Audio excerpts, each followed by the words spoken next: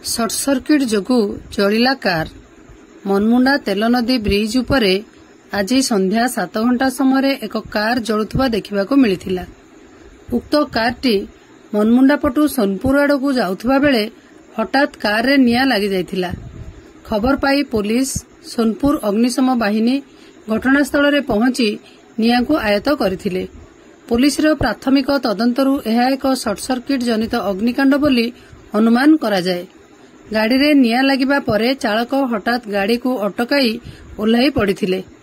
गाड़ी केउ अंचलर ओ एहार मालिक किए ताहा एपर्यंत स्पष्ट होई नाही। बौद्धरू पद्यनाथ सामलଙ୍କ सहित मनमुंडारू अबुबकर खान का रिपोर्ट, मो जिला खबर।